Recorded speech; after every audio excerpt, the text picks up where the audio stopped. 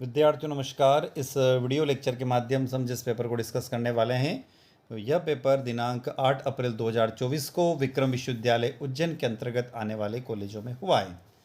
यह पेपर मध्य प्रदेश के सभी यूनिवर्सिटी और सभी कॉलेजों के लिए भी महत्वपूर्ण है। पेपर का टाइटल आपको स्क्रीन पर दिखाई दे रहा है। बीएससी थर्ड ईयर का पेपर है। न्यू एजुकेशन पॉलिसी के अकॉर्डिंग एग्जामिनेशन ईयर 2024 है।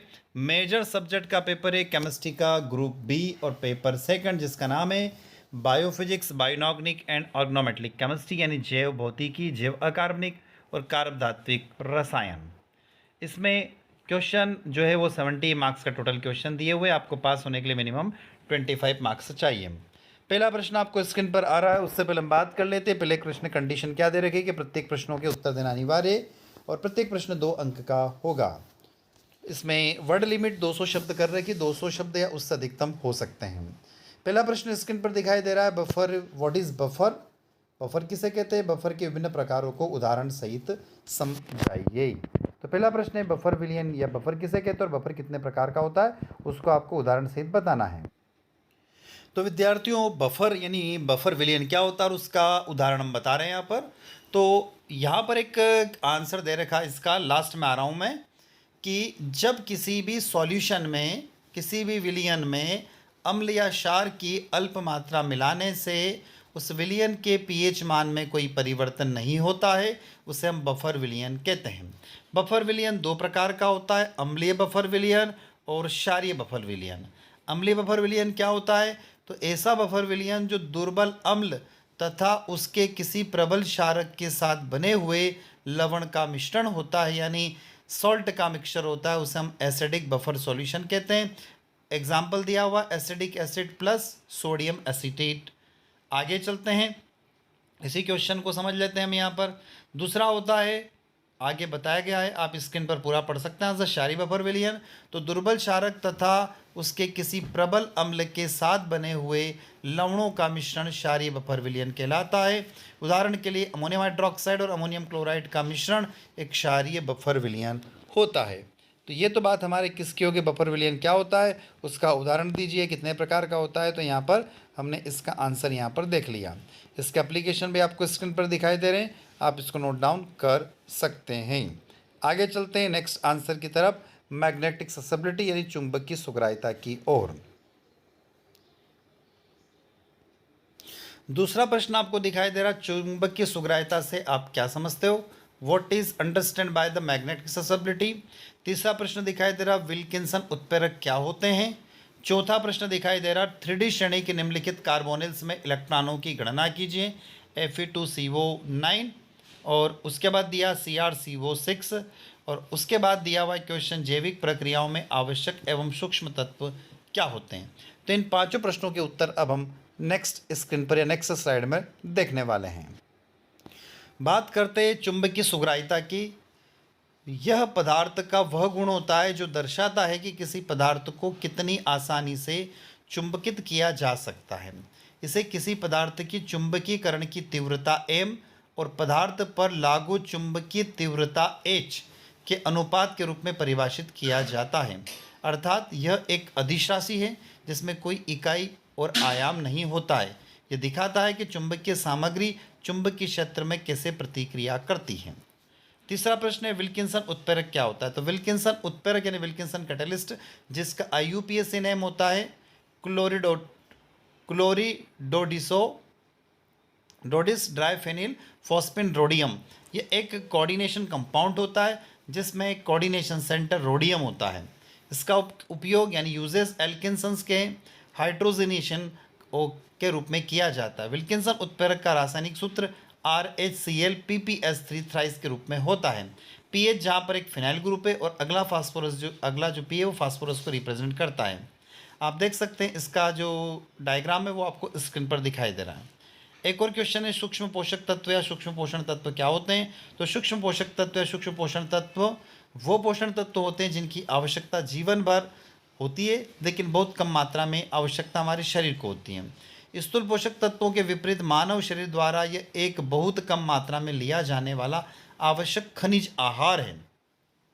आमतौर पर 100 माइक्रोन दिन से भी कम की आवश्यकता होती है। अब कौन कौन से होते हैं, तो iron, cobalt, chromium, copper, iodine, manganese, selenium, zinc और मॉलिब्डेनम, ये जो होते हैं इनको हम माइक्रो सूक्ष्म पोषक तत्व के रूप में जानते हैं। अब फोर्थ जो क्वेश्चन था वो था Fe2CO9 का आपको नंबर्स ऑफ इलेक्ट्रॉन बताने थे। तो इसका डायग्राम आपको स्क्रीन पर दिखाई दे रहा है। Fe2CO9 यहाँ पर आप देखेंगे EN रूल से कैलकुलेट करें तो आयरन का एटॉमिक नंबर 26 होता है। यहाँ पर आपको 3 टर्मिनल CO बॉन्ड दिखाई दे रहे हैं, दोनों तरफ 3 है, और 3 ब्रिज CO बॉन्ड दिखाई दे रहे हैं, और एक Fe बॉन्ड दिखाई दे रहा है स्क्रीन पर। तो आप देखेंगे टर्मिनल CO बॉन्ड इलेक्ट्रॉनों का पार्टिसिपेशन, एक CO 2 इलेक्ट्रॉनों का पार्टिसिपेशन करता है, तो 3 के कितने हो गए, 3 दूना 6। ब्रिज एक इलेक्ट्रॉन का पार्टिसिपेशन करेगा तो कितने ब्रिज है, 3 ब्रिज है। तो इस तरीके से 3 इलेक्ट्रॉनों को, और एक Fe बॉन्ड क्या हो गया, 1 इलेक्ट्रॉन, एटॉमिक नंबर 26। तो यहाँ पर टोटल सबको काउंट करोगे, जोड़ोगे तो 36 आंसर आ जाता है। तो ये इफेक्टिव एटॉमिक नंबर रूल को फॉलो करता है।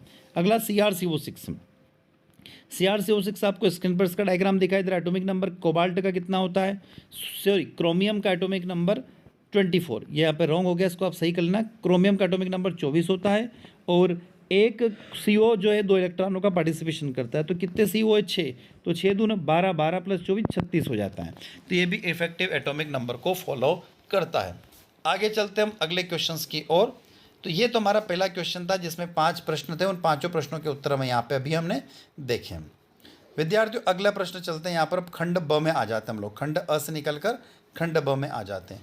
खंड ब का पहला प्रश्न क्या दिखाई दे रहा है, जैविक प्रणालियों में मुक्त ऊर्जा को सार्वभौमिक मुद्रा के रूप में ATP की अवधारणा एवं संरचना को समझाइए। यानी explain the concept and structure of ATP as universal currency of free energy in biological system. अगला प्रश्न आया था, संक्रमण धातुओं के अधोलिखित को समझाइए। Explain the following characteristics in transition metals. तो क्या क्या देखना था, प्रतिचुंबक यानी डायमैग्नेटिक्स, अनुचुंबक यानी पैरामैग्नेटिक, लोह चुंबक यानी फेरोमैग्नेटिक, और प्रतिलोह चुंबक यानी एंटी फेरोमैग्नेटिक्स। इन सबको आपको डिस्क्राइब करना था। प्रश्न क्रमांक 4, थायोल्स क्या है, व्हाट इज थायोल्स, इसके बनाने की 3 विधियों का वर्णन कीजिए। Explain the 3 method for preparation of thiols. प्रश्न क्रमांक 5, संयोजकता बंध सिद्धांत की सहायता से क्रोमियम एवं निकल के द्विनाभिकीय कार्बोनिल्स की संरचना को समझाइए। Explain the structure of binuclear carbonyl of chromium and nickel with the help of VBT। Question number 6, sodium potassium ion pump क्या होता है, ये हमारे बॉडी के अंदर काम करता है, याद रखना विद्यार्थियों। इसकी क्रियाविधि को विस्तार से विवरण दीजिए। What is the sodium potassium ion pump, explain the mechanism in detail. अब आगे चलते हैं सेक्शन सी में, यानी खंड सी में, जैविक ऑक्सीकरण किसे कहते हैं, इसके विभिन्न रूपों को सविस्तार समझाइए। What is the biological oxidation, explain the different form of the exclusive details. प्रश्न क्रमांक 8, SS एवं LS कपलिंग को उचित उदाहरण के द्वारा समझाइए। Explain LS, SS and LS coupling with example. Next दिया हुआ बी पोर्शन, Mn2+, Fe2+ एवं Cr2+ आयनों में LS कपलिंग के आधार पर मूल अवस्था संकेत को लिखिए। Right the ground state term symbol for Mn2+, Fe2+ and Cr2+ ion on the basis of LS coupling. प्रश्न क्रमांक 9, ग्रिग्नार्ड अभिकर्मक क्या होते हैं, इसको बनाने की विधियों लिखिए। और ग्रिग्नार्ड अभिकर्मक निम्नलिखित संश्लेषण दीजिए। Diazonium salt, carboxylic acid, primary और सेकेंडरी अल्कोहल और acetone. What is the Grignard reagent and write the method of preparation, it's any 2। अगला दिया हुआ, give the synthesis of the following using Grignard reagent, diazonium salt और carboxylic acid, primary and secondary alcohol and acetone. प्रश्न क्रमांक 10 दिया हुआ, एक नाभिकीय कार्बोनिल्स में बंध की प्रकृति की व्याख्या कीजिए। और explain the nature of bonding in a mononuclear carbonyls. आगे दिया हुआ है, एक नाभिकीय कार्बोनिल्स में CO अणु के लिए संकरित कक्षकों के अतिव्यापन को समझाने के लिए आणविक कक्षक ऊर्जा आरेख बनाइए। तो आपको मॉलिक्यूलर एनर्जी लेवल डायग्राम बनाना है, किसका, CO का, कार्बोनिल्स का। प्रश्न क्रमांक 11, लास्ट क्वेश्चन है ये, जैविक प्रक्रियाओं में धातु आयन की विषाक्तता से आप क्या समझते हो। What do you understand by the toxicity of metal ion in the biological process, explain. और आगे दिया हुआ है, मरकरी, कैडमियम, लेड एवं आर्सेनिक धातु आयनों की विषाक्तता की विवेचना कीजिए। Discuss the toxicity of mercury, cadmium, lead and arsenic ion.